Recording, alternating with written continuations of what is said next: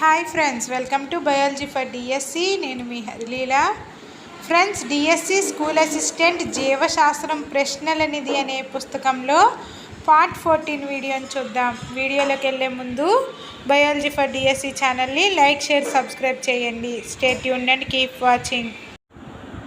పురుషుని మెదడు బరువు 1375 గ్రాములు. స్త్రీ యొక్క మెదడు బరువు 1275 గ్రాములు. పురుషుని మెదడు బరువు 1375 గ్రాములు. స్త్రీ మెదడు బరువు 1275 గ్రాములు. Next bit. Leonardo DaVinci, Stephen Hales కప్ప వెన్నుపాముపై పరిశోధన జరిపారు. లియోనార్డో డావిన్సీ, స్టీఫెన్ హేల్స్ కప్ప యొక్క వెన్నుపాముపై పరిశోధన జరిపారు. Next bit. 19వ శతాబ్దంలో వెన్నుపాముకు సంబంధించి ప్రయోగాలు జరిపినది చార్లెస్ బెక్, ఫ్రాంకోయిస్ మెజెండై. 19వ శతాబ్దంలో వెన్నుపాముకు సంబంధించి ప్రయోగాలు జరిపినది చార్లెస్ బెక్, ఫ్రాంకోయిస్ మెజెండై. వెన్నుపాముకు సంబంధించి ప్రయోగాలు 19వ శతాబ్దంలో ఎవరు చేశారు? Charles Beck, Francois Magendie. Next. జీర్ణనాడీ వ్యవస్థని రెండవ మెదడు అంటారు. జీర్ణనాడీ వ్యవస్థని రెండవ మెదడు అంటారు. Next bit.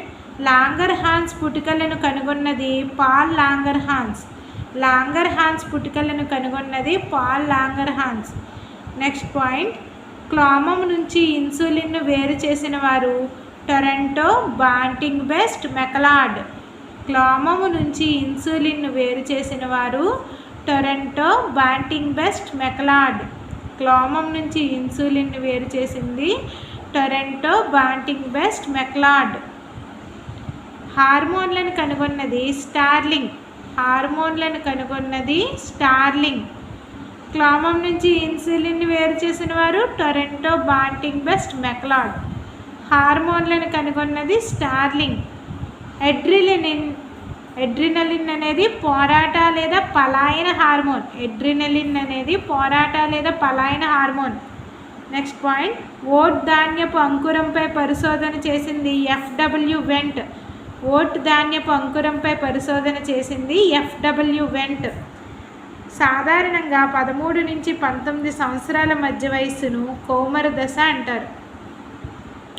సాధారణంగా 13 నుంచి 19 సంవత్సరాల మధ్య వయస్సును కౌమార దశ అంటారు.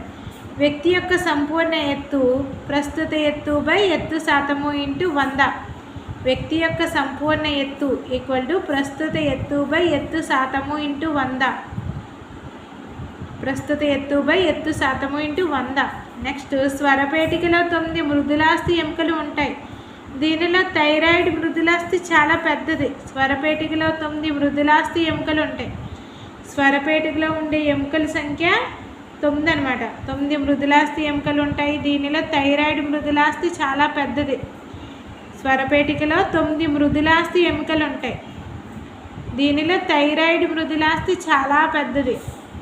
నెక్స్ట్. ద్వితీయ లైంగిక లక్షణాలు. అమ్మాయిలలో వక్షోజాల పెరగడం, అబ్బాయిలలో గడ్డం మీసం పెరగడం, బాహ్య జననాంగాల వద్ద రోమాలు రావడం ద్వితీయ లైంగిక లక్షణాలు. మొట్టమొదటి ఋతుచక్రం రజస్వల.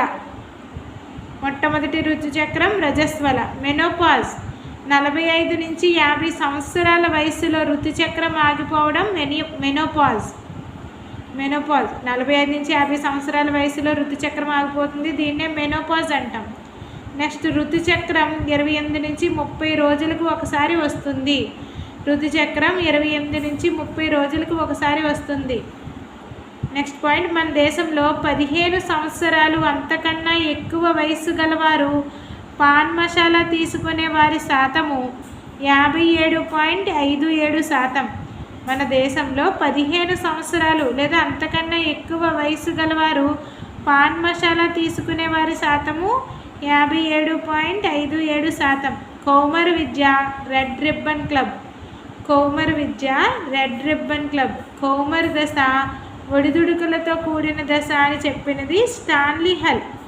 కౌమార దశ ఒడిదుడుకులతో కూడిన దశ అని చెప్పినది స్టాన్లీ హల్. సరీసృపాలు, క్షీరదాలు అంతర ఫలదీకరణం జరిపే జంతువులు.